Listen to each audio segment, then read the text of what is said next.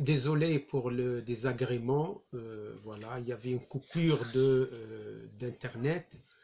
Et là, ça vient de revenir. Hein, ça a pris quand même. Ça a pris quand même 8 minutes. Voilà, nous allons essayer de terminer cette séance même avec un peu de retard.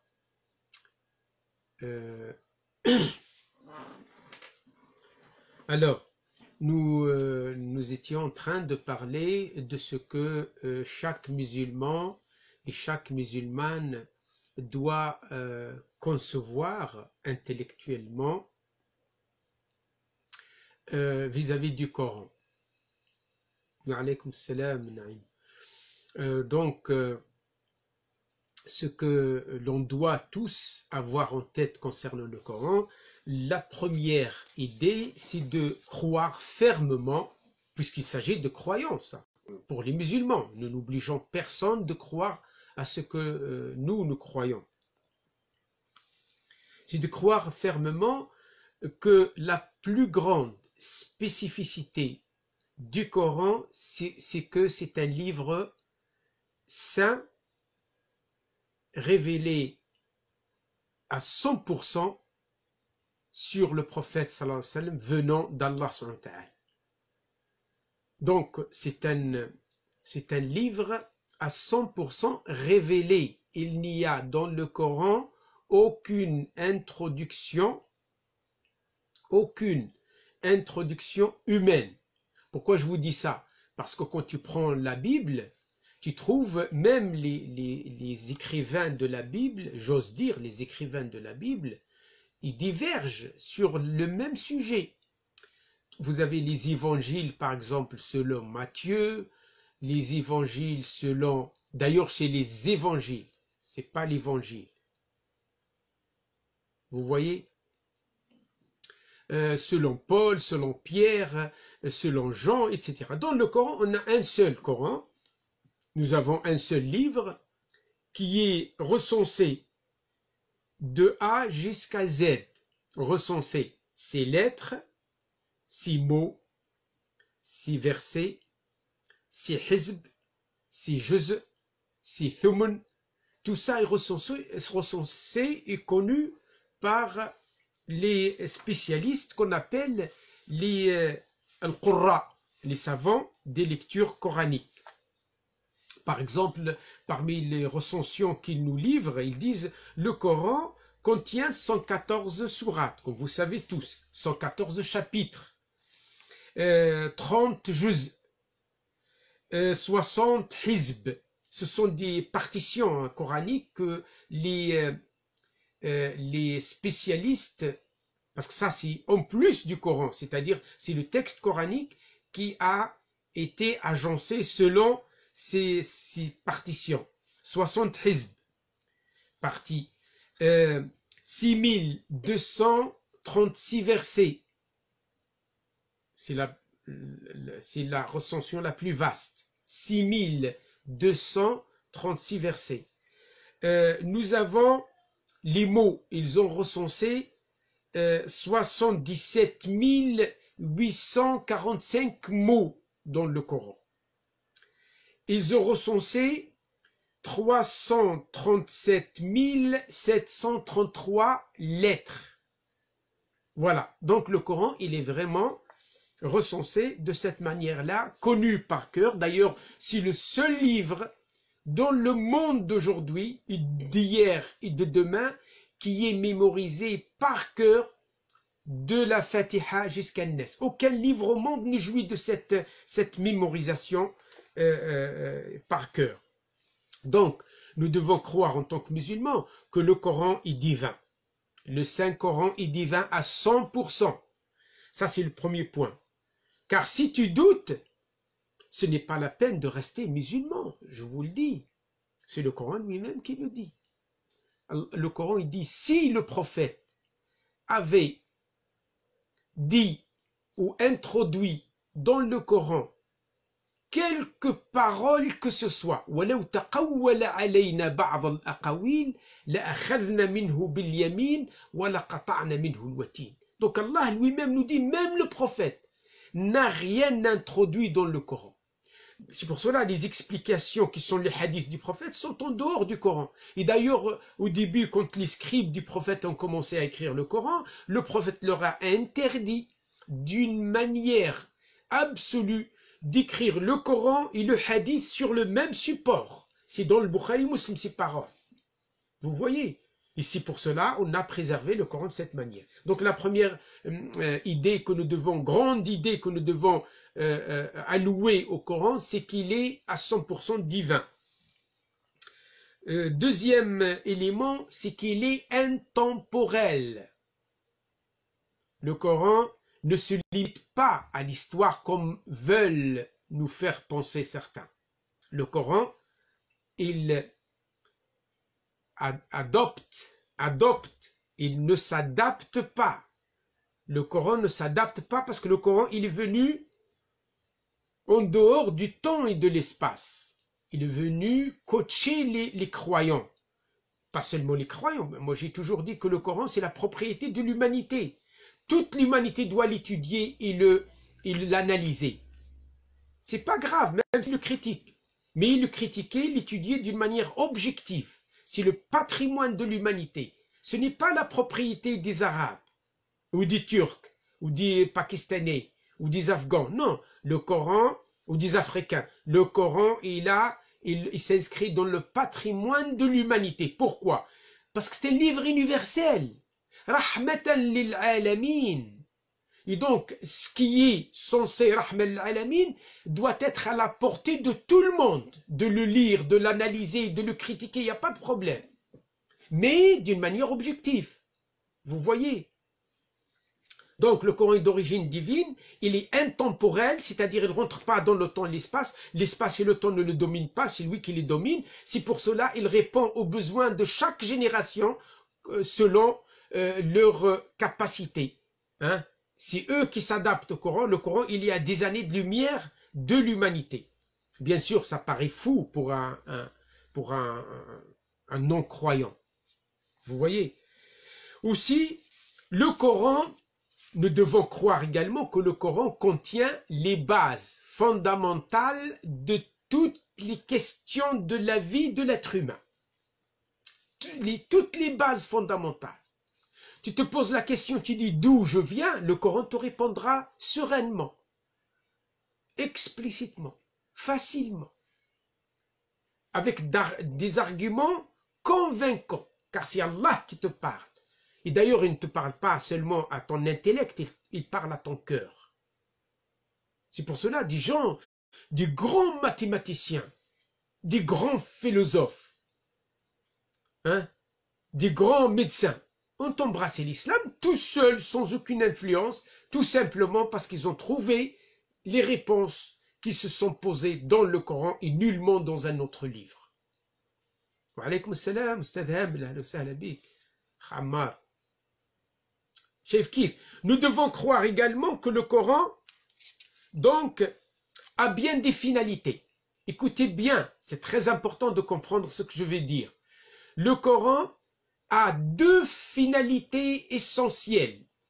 J'ose dire les finalités des finalités. Il y a plein d'autres petites finalités, mais les deux plus grandes finalités sont, j'ose dire trois, pour élargir un petit peu le... Et ça, c'est une déduction de mes études du Coran. Le Coran veut coacher l'homme, je ne parle pas des musulmans seulement, l'homme, même mécréant, même athée, même agnostique, il veut le coacher et lui faire un suivi, l'aider à cheminer doucement pour réaliser une chose qui va l'honorer, c'est d'atteindre la station de la servitude, de faire de l'homme, avec un grand H, un homme libre. Alaykoum salam, Samir. Le Coran est un livre qui veut tellement réformer l'homme, tous les hommes sur terre, s'ils veulent. Même s'il n'est pas croyant, il peut trouver plein de réponses à ses problèmes. Il veut tellement le réformer à tel point de le libérer de tout ce qui n'est pas Dieu. Wa alaykoum salam, akhi Abdelrahman. Vous voyez, c'est très important ça. Car si tu arrives un jour à reconnaître ta place en tant que abd lillah, ibadullah, hein? Quand on dit ibadullah, on dit awliya Allah. Ala inna awliya Allah la khawfun alayhim wa la hum yahzanun alladhina amanu wa kanu yattaqun.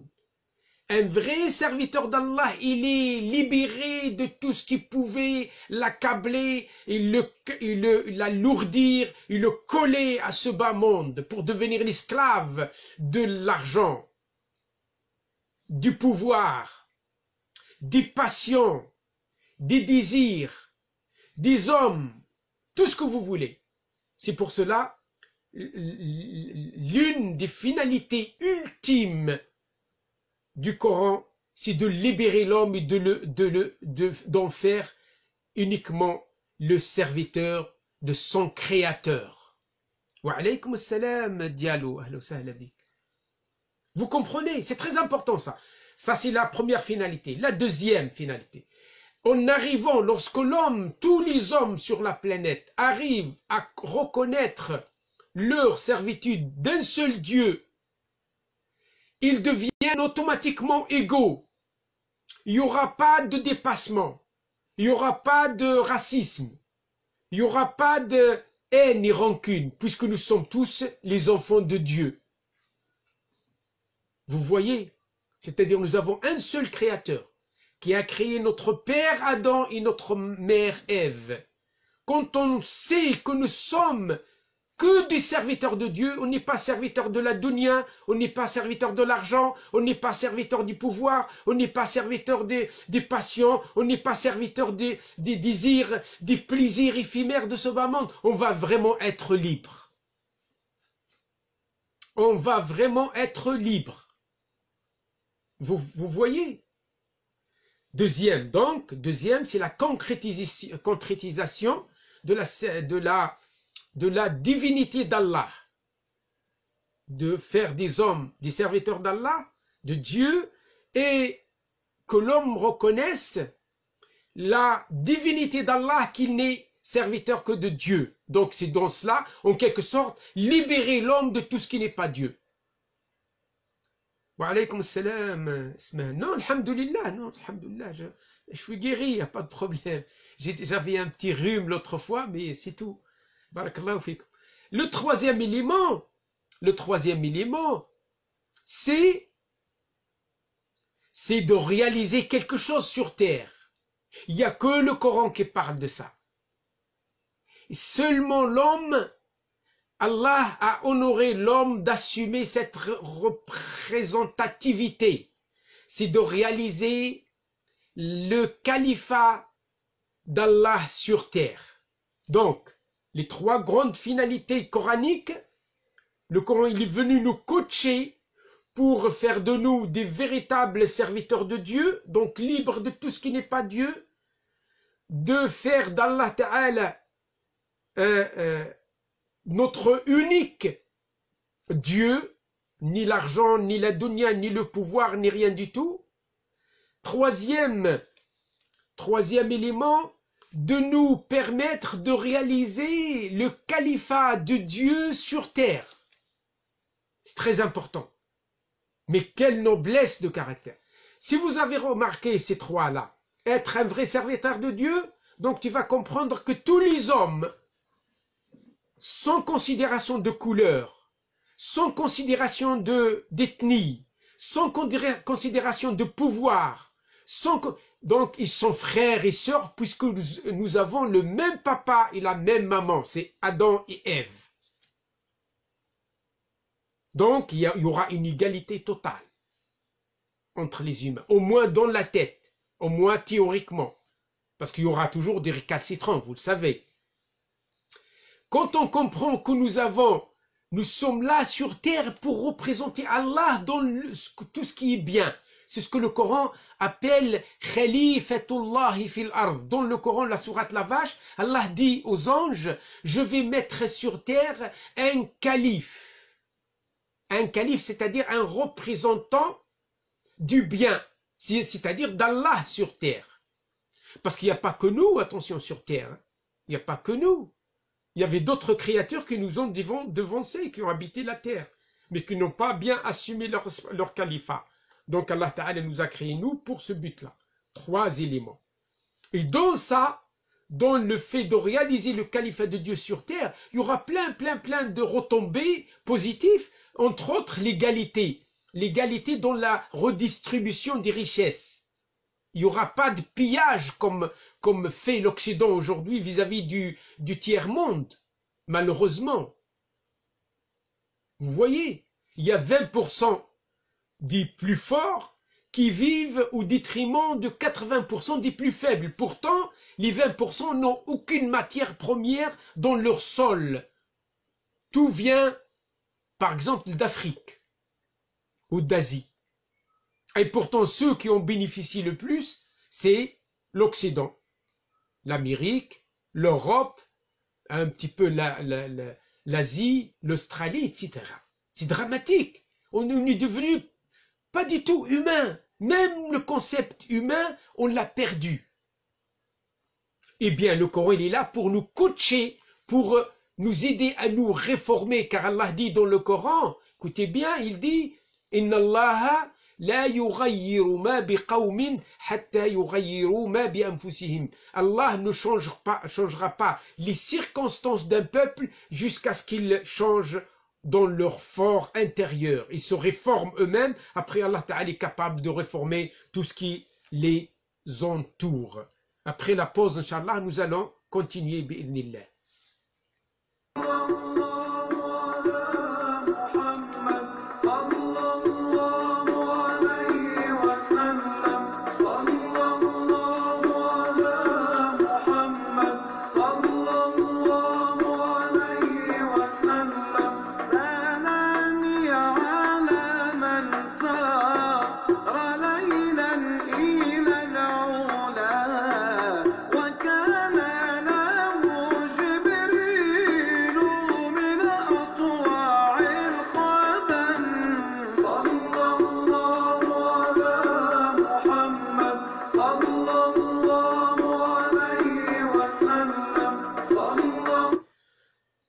Donc, en plus de ce que nous venons de dire, il faut que le musulman et la musulmane croient profondément que parmi les spécificités coraniques, c'est qu'il est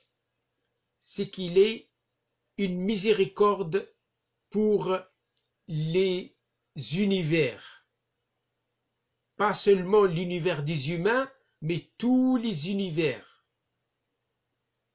Voilà le verset que Abdelrahman vient d'écrire. Je vais établir un vicaire sur terre. Vous voyez?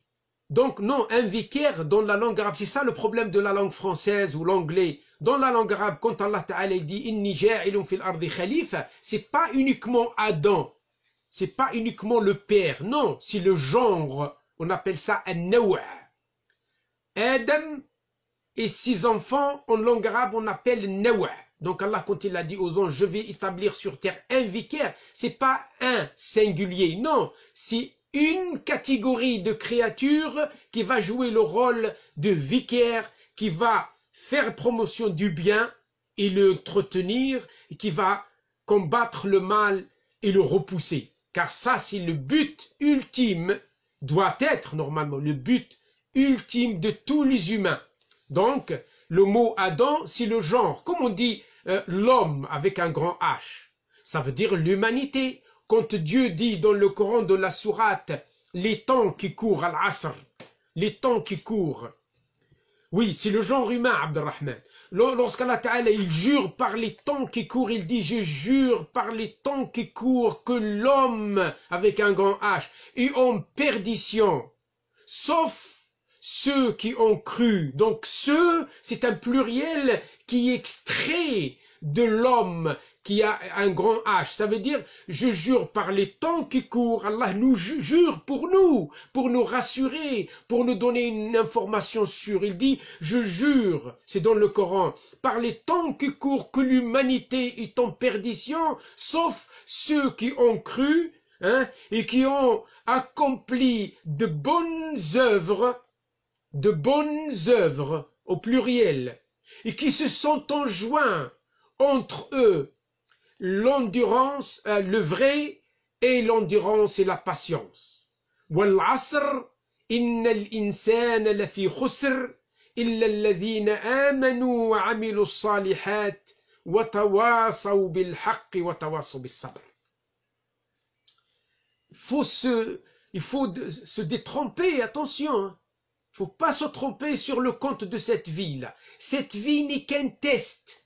Le Coran nous le dit. Cette vie, même si tu arrives à construire des satellites, même si tu arrives à construire des colonies sur les autres planètes, même si tu arrives à construire des vaisseaux qui dépassent la vitesse de la lumière, même si tu arrives à construire des villes entières avec ton savoir-faire, sache que si tu n'as pas la foi en un Dieu créateur qui t'a établi sur cette terre qui lui appartient, eh bien, qui est sa maison, ça lui appartient, eh bien, ton travail va être limité en ce bas monde.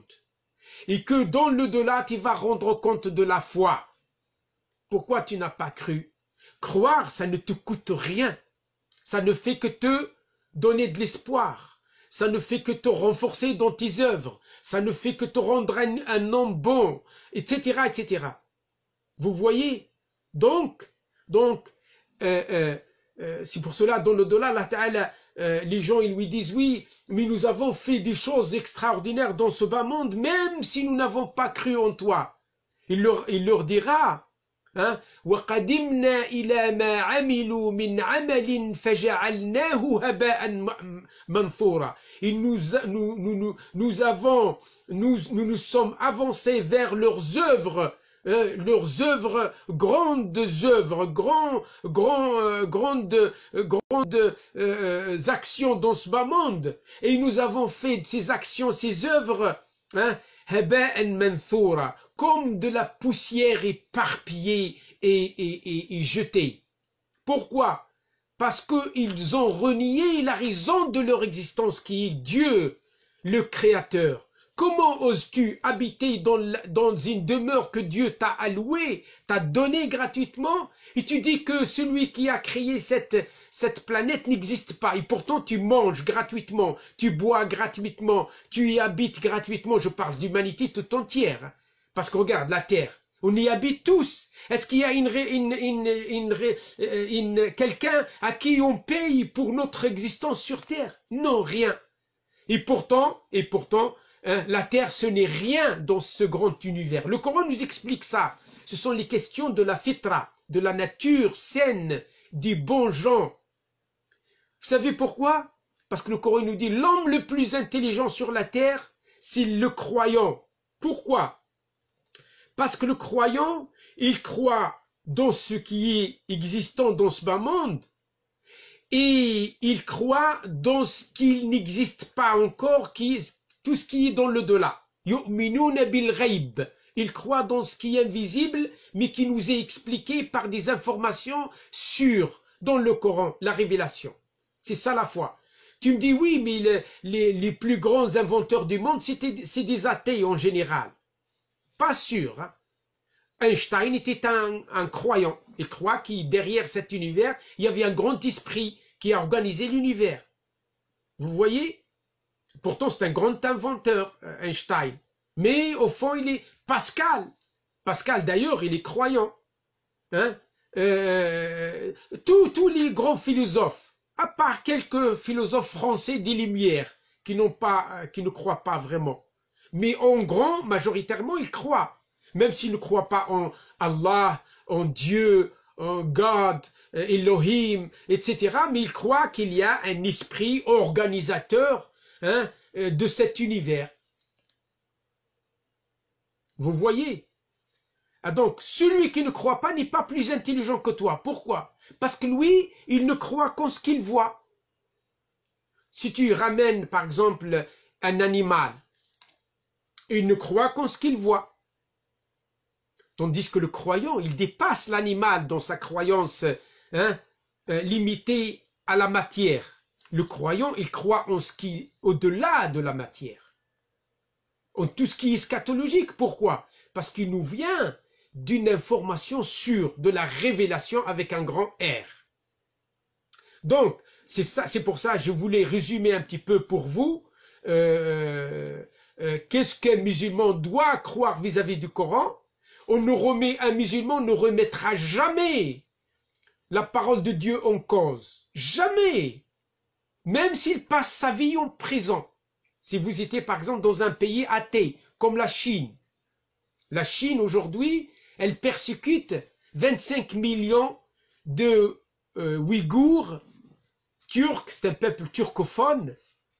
D'ailleurs, la Chine, elle a occupé leur territoire depuis 1949. Vous voyez? Et elle a commencé à les assimiler. Qu'est-ce que ça veut dire assimiler à la chinoise? C'est de transformer leur foi en athéisme. Ils ont transformé maintenant, vous le savez tous, ils ont transformé les mosquées en musées, ils ont interdit le jeûne, vous voyez, c'est très grave. Pourquoi? Parce que les officiels chinois ne croient que dans la matière. Ils travaillent, vous avez vu le travail acharné qu'ils font, c'est pour établir leur paradis dans ce bas monde parce qu'ils ne croient pas dans l'au-delà. Ils croient que lorsqu'on meurt, on ne sera pas ressuscité. Et d'ailleurs, un croyant doit croire en 6 éléments. De croire en Dieu, en ses livres, en ses messagers, en ses anges, au jour du jugement dernier, et de croire dans le destin, un parti entre le bien et le mal. Ça, c'est le croyant. N'est-ce pas quelque chose de magnifique, grandiose? Un athée miskin, il est limité à la matière. Et pourtant, il se croit le plus intelligent du monde. Vous voyez? Donc c'est ça. Oui, ne pas faire de distinction, ça fait partie de notre croyance. Nous, musulmans, ça fait partie de la croyance du Coran. C'est-à-dire que nous croyons dans tous les messagers. Des gens du livre, les messagers juifs, les messagers envoyés aux Juifs, envoyés aux autres peuples qui ont précédé le prophète Mohammed. Le Coran, il en a mentionné 25. Mais il y en a plus de 300 000. Vous voyez? Parce qu'il n'y a pas un peuple sur la terre qui n'a pas vu l'avènement, l'arrivée d'un messager ou d'un prophète, un petit messager, un prophète qui leur a communiqué de croire en Dieu et de ne pas associer à lui d'autres divinités. Voilà donc, mes chers frères et mes chères sœurs, je suis désolé du désagrément, nous étions coupés à cause d'un problème du réseau. Et donc, Inch'Allah, je vous ai donné une idée globale de ce que doit croire un croyant. Vous voyez? Oui, pour les Ouïghours et pour les Rohingyas également, qui sont persécutés au vu et au su du monde libre, du monde occidental libre, et ils font rien du tout. Le monde arabe et musulman qui font rien du tout. De toute façon, le monde arabe et musulman, c'est pas un monde en fait, c'est des tribus qui s'entretuent entre eux. On est revenu à l'état primitif, à l'époque d'avant l'islam. Vous savez, avant l'islam, nous étions comme maintenant. Maintenant, c'est des États, mais avec un esprit clanique, tribal. C'est pour ça qu'on n'arrive même pas à établir un ordre arabe général. Allah Ta'ala nous a dit, il a dit aux Arabes à l'époque d'avant l'islam, il leur a dit, on leur a envoyé l'islam, que vous ne serez pas une nation en dehors de l'islam. Et Omar l'a dit, Allah nous a honorés avec l'islam, et si l'on cherche, quoi que ce soit en dehors de l'islam, nous serons toujours humiliés. Et c'est vrai, regardez aujourd'hui, les Arabes, quand ils ont lâché l'islam, ils sont devenus des tribus, sous forme d'État. Ni loi, ni droit, rien du tout, malheureusement. Vous voyez, pourtant nous avons ce livre magnifique. Et c'est pour cela, Inch'Allah, Ikhwani, peut-être que vous serez, Inch'Allah, les guides de la Ummah à l'avenir, Inch'Allah. Vous voyez, donc il faut s'accrocher au Coran. Allah Ta'ala nous a dit, accrochez-vous au Coran, et c'est la corde solide, c'est le lien solide entre moi et vous. Quel que soit, même si le monde entier se détourne d'Allah, le croyant, le musulman ne se détourne pas d'Allah. Car nous allons tous mourir et nous allons le rencontrer. Vous allez vous-même vous rappeler de ce que nous venons de dire, bi'idhnillah. Voilà, donc nous arrivons à terme de cette séance, Inch'Allah. Lundi, ça sera une séance en arabe. Mardi en français, prochain. Mercredi en arabe, jeudi en français et vendredi en arabe, et ainsi de suite. Comme ça, on continue, Inch'Allah, à étudier ensemble dans le bon sens, intelligemment, gentiment, et bienvenue à tout le monde, même aux non-musulmans. S'ils veulent venir engager des débats, ahl ou sahl, il n'y a pas de problème, Inch'Allah. Mais nous étudions sereinement ce livre-là, comme j'ai dit, ce livre-là qui n'est pas notre propriété, qui est le patrimoine de l'humanité. Voilà, je vous remercie beaucoup de votre attention. Après la pause, Inch'Allah, je vais faire une petite prière pour qu'Allah Ta'ala nous enlève ce Covid-là qui a tué beaucoup d'innocents dans l'humanité tout entière. Nous avons beaucoup besoin de dua, Inch'Allah. Et n'oublie pas de faire cela, Inch'Allah. Et nous allons clôturer et se séparer, Inch'Allah.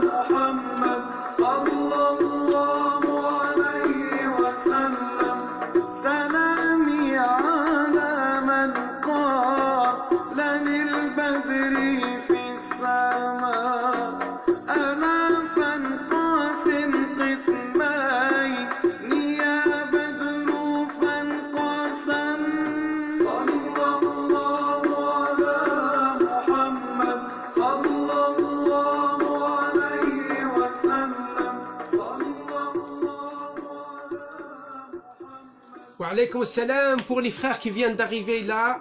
Merci beaucoup à vous tous. Merci à Diallo, merci à Ali, merci à Sami, merci à Sidra, merci à tous les frères et toutes les sœurs qui nous ont accompagnés. Inch'Allah, nous allons continuer. Inch'Allah, tous les jours, il y a un petit live, Inch'Allah, d'une petite demi-heure, Inch'Allah, pour ne pas être trop lourd pour vous. Mais nous allons donner que ce qui est très important à comprendre et à connaître par rapport à l'islam et au Coran. Bismillahirrahmanirrahim. Alhamdulillahi Rabbil Alamin. Wassalatu wassalamu ala Sayyidina Muhammad wa ala alihi wa sahbihi ajma'in. Allahumma atina afdala ma atayta ibadak as-salihin wa taqabbal minna innaka anta as-sami'ul alim wa inna ala dhikrika wa shukrika wa husni ibadatika ya Rabbil Alamin. Allahumma laka aslamna wa bika amanna wa alayka tawakkalna wa ilayka anabna wa bika خاصمنا اللهم إنا نعوذ بعزتك لا إله إلا أنت أن تضلنا أنت الذي لا يموت والجن والإنس يموتون اللهم إنا نسألك من خير ما سألك منه نبيك محمد صلى الله عليه وسلم ونعوذ بك من شر ما استعاذ بك منه نبيك محمد صلى الله عليه وسلم اللهم أنت المستعان فأعنا وعليك البلاغ والتكلان يا رب العالمين لا حول ولا قوة إلا بك يا الله لا حول ولا قوة إلا بك يا الله لا حول ولا قوة إلا بك يا الله حسبنا الله ونعم الوكيل حسبنا الله ونعم الوكيل حسبنا الله ونعم الوكيل نعم المولى ونعم النصير اللهم يا فاطر السماوات والأرض يا عالم الغيب والشهادة لا إله إلا أنت ربنا ورب كل شيء مليكنا ومليك كل شيء نعوذ بك من شر أنفسنا ومن شر الشيطان وشركه اللهم لعلمك الغيب وقدرتك على الخلق اللهم احينا ما علمت الحياة خيرا لنا، وتوفنا ما علمت الوفاة خيرا لنا. اللهم إنا نسألك خشيتك في الغيب والشهادة، ونسألك كلمة الإخلاص في الرضا والغضب، ونسألك القصد في الغنى والفقر، ونسألك نعيما لا ينفد، ونسألك قرة عين لا تنقطع، ونسألك الرضا بالقضاء، ونسألك برد العيش بعد الموت، ونسألك لذة النظر إلى وجهك الكريم، ونسألك الشوق إلى لقائك يا رب العالمين في غير ضراء مضرة ولا فتنة مضلة. اللهم زينا بزينة الإيمان، اللهم زينا بزينة الإيمان، واجعلنا هداة مهتدين غير ضالين ولا مضلين يا رب العالمين. يا حي يا قيوم برحمتك نستغيث من هذا الفيروس القاتل الماكر فاغثنا. اللهم أغث البشرية أجمعين من هذا الداء وهذا الفيروس يا رب العالمين. اللهم احفظنا واحفظ المسلمين والمسلمات والمؤمنين والمؤمنات، واحفظ البشرية أجمعين من هذا المرض الخبيث يا رب العالمين يا أرحم الراحمين. اللهم ارفع مقتك وغضبك عنا، اللهم ارحمنا فإنك بنا راحم، ولا تعذبنا فإنك علينا قادر، والطف بنا بما جرت به المقادير، كما لطفت بالأجنة في بطون أمهاتها يا رب العالمين. اللهم حبب إلينا الإيمان وزينه في قلوبنا، وكره إلينا الكفر والفسوق والعصيان. لا تجعل الدنيا أكبر همنا ولا مبلغ علمنا، ولا تسلط علينا بذنوبنا من لا يخافك ولا يرحمنا. اللهم اغفر لنا ولوالدينا وللسادة الحاضرين والسيدات الحاضرات والديهم، وللمسلمين أجمعين، ولمن صنع معنا معروفا وصنعنا معه معروفا من المسلمين والمسلمات والمؤمنين والمؤمنات الأحياء منهم والأموات. واغفر لنا ولوالدينا ولمشايخنا ولمن علمنا ولأصحاب الحقوق علينا. سبحان ربك رب العزة عما يصفون، وسلام على المرسلين، والحمد لله رب العالمين. وصل وسلم وبارك على سيدنا محمد وعلى آله وصحبه أجمعين، والسلام عليكم ورحمة الله وبركاته. الرسول قام يرضي الليالي، صاحب الرسول أصحاب الشرف العالي.